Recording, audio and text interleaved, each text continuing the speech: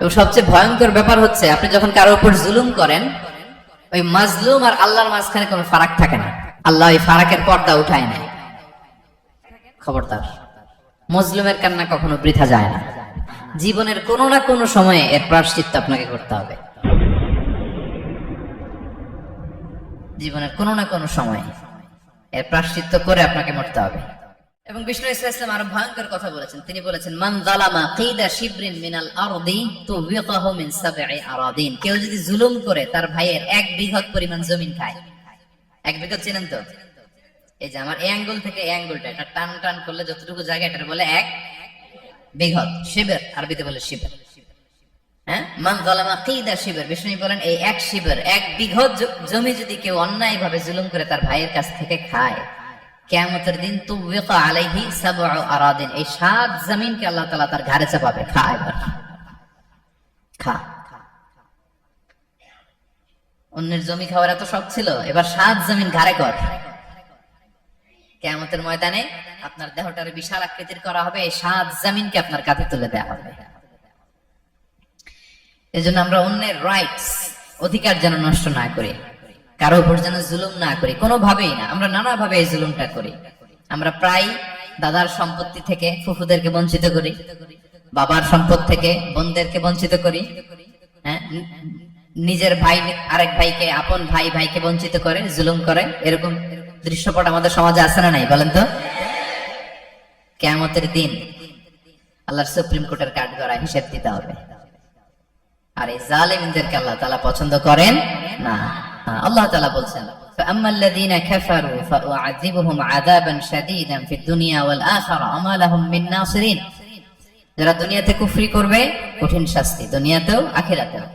ওয়া আম্মাল্লাযীনা আমানু ওয়া আমিলুস সালিহাতি ফায়ুওয়াফিহিম উজুরাহুম। আর যারা ঈমান আনবে, সৎকর্ম করবে, তাদের প্রতিদান আমি আল্লাহ বুঝিয়ে দেব। ওয়াল্লাহু লা ইউহিব্বুয যালিমিন। তবে জেনে রেখো, আল্লাহ তাআলা জালিমিনদেরকে পছন্দ করেন।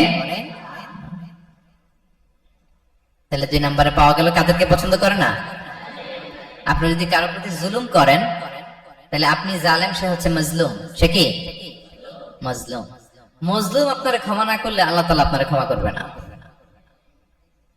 মজলুম যদি ক্ষমা না করে, আল্লাহ তাআলা কোশ্চেন কালো আপনাকে ক্ষমা করবে না।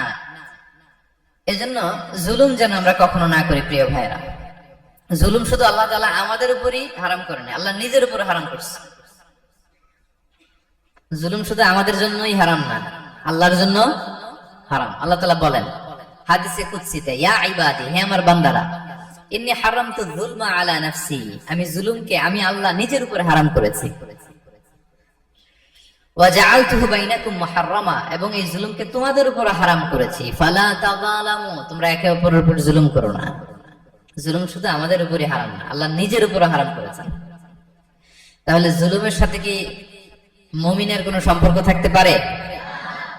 পারে না। এবং আল্লাহ তাআলা কখনো কোনো বান্দার উপর জুলুম করেন না। ওয়া আন্নাল্লাহা লাইসা বিযাল্লামিন লিল আবিদ, তিনি তার বান্দার উপর জুলুম করেন না। কোনোভাবেই যেন জুলুম না হয়ে যায়, এজন্য আল্লাহ তাআলা কিয়ামতের দিন মাওয়াজিনাল কিসত, ন্যায়ের মানদণ্ড তিনি প্রতিষ্ঠা করবেন, যাতে একটু ভুল না হয়ে যায়, জুলুম না হয়ে যায়। আমরা মাঝে মাঝে যে দোকান থেকে বস্তায় বস্তায় চাল নিয়ে আসি না, চাল দেখা যাবে যে 1 মণ চাল হয়তো সামান্য একটু কম হইতে পারে, সামান্য একটু বেশি হইতে পারে, এরকম হয় না? দেখবেন যে দিছে 10 কেজি, বাসায় এসে দেখবেন যে 10 কেজির চেয়ে একটু বেশি, একটু সামান্য বেশি কয়েক গ্রাম, অথবা 10 কেজির চেয়ে সামান্য কয়েক গ্রাম কম, এরকম হয়ে যায় না? মানুষ তো আমরা, কি বলেন?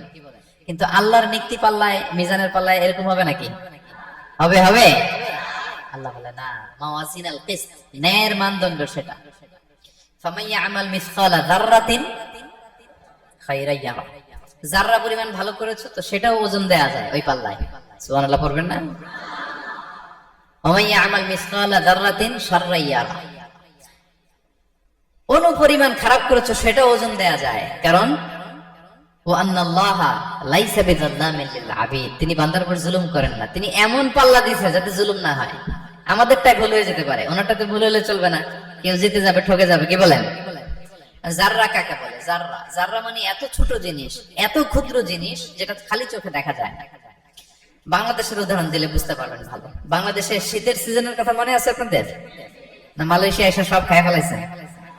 হ্যাঁ, মালয়েশিয়া তো সারা বছর গরম, সারা বছর বৃষ্টি, শীত হয় না। তো বাংলাদেশে শীতের সিজনে টিনের ঘর যাদের থাকে, মনে আছে কিনা জানি না আপনাদের, ওই টিনের চালে যদি ছিদ্র থাকে, শীতের দিন টিনের চালে যদি ছিদ্র থাকে, তাহলে মাঝে মাঝে দেখবেন ওই চিকন ছিদ্রটা দিয়ে সূর্যের একটা আলো ঘরের ভিতরে ঢুকে। মনে পড়ে? টিনের চালের ছিদ্র, চিকন এই ছিদ্রটা দিয়ে সূর্যের একটা চিকন রশ্মি নিচে পড়ে। তো ওইটার কাছে গেলে দেখা যায় ওই আলোটার মধ্যে পাতলা কি কি যেন ধুলাবালি উঠতেছে। এটা আবার অন্য জায়গায় দেখা যায়, এমনি দেখা যায় না, কিন্তু ওইটার কাছে গেলে দেখা যায় এই আলোটা যেই বরাবর আসছে, এইখানে কিছু ক্ষুদ্র ছোট ধূলিকণা, ডাস্ট ঘুরে বেড়ায়। আল্লাহ বলে এইটার নাম হচ্ছে যাররা। ফামান ইয়ামাল মিসকালা যাররাতিন খাইরান ইয়ারা। এই ডাস্ট উড়ে বেড়ানো ছোট্ট ধূলিকণা, যেটা খালি চোখে দেখা যায় না, এতটুকু ভালো যদি করো, সেটাও সেই মিজানের পাল্লায় ওজন দেয়া যায়। এতটুকু খারাপও যদি করো, সেটাও সেই মিজানের পাল্লায় ওজন দেয়া যায়। আল্লাহু আকবার। তিনি তার বান্দার উপর জুলুম করেন না। জুলুম তিনি নিজের উপর হারাম করেছেন, আমাদের জন্য কি করেছেন? হারাম করেছেন। এবং সবচেয়ে ভয়ঙ্কর ব্যাপার হচ্ছে, আপনি যখন কারো উপর জুলুম করেন, ওই মাজলুম আর আল্লাহর মাঝখানে কোনো ফারাক থাকে না। আল্লাহ এই ফারাকের পর্দা উঠায় নাই। বিষ্ণুই বলেন, ইত্তাকি দাওয়াতাল মাজলুম, তোমরা মজলুমের বদদোয়াকে ভয় করো, খবরদার। কারণ ফাইন্না লাইসা বাইনাহা ওয়া বাইনাল্লাহি হিজাব, তার আর আল্লাহর মাঝে কোনো পর্দা থাকে না। দোয়া করলেই ওটা আরশে যেয়ে কবুল হয়ে যায়। আল্লাহ তাআলার চারিপাশে অনেক পর্দা আছে। কেউ কেউ বলে 70,000 নূরের পর্দা। 70,000টা সহিহ হাদিস দ্বারা সাব্যস্ত না, কিন্তু অসংখ্য অগণিত পর্দা, এবং পর্দাও এটা নূরের পর্দা। আচ্ছা বলেন তো, জানলা দিয়ে বাইরের আলো ঠেকাতে আমরা দেয়ালে জানালায় কি লাগাই? পর্দা লাগাই। পর্দাটা কিসের তৈরি? মোটা কাপড়ের, যাতে করে ওই আলো না আসে। কিন্তু আল্লাহর চারদিকে যে পর্দা, ওই পর্দাটা কিসের? নূরের আলো। ওনার পর্দাই আলো দিয়ে তৈরি। সুবহানাল্লাহ বললেন না? বিষ্ণু বলেন, ইত্তাকি দাওয়াতাল মাজলুম, মজলুমের বদদোয়াকে ভয় করো। ফাইন্না লাইসা বাইনাহা ওয়া বাইনাল্লাহি হিজাব, কেউ যখন মজলুম হয়ে কেঁদে বদদোয়া করে, তার আর আল্লাহর মাঝে ওই পর্দা থাকে না। বদদোয়া করছে, ডাইরেক্ট কবুল। খবরদার আমার পেনাঙ্গের ভাইয়েরা, আমরা যেন জালিম না হই।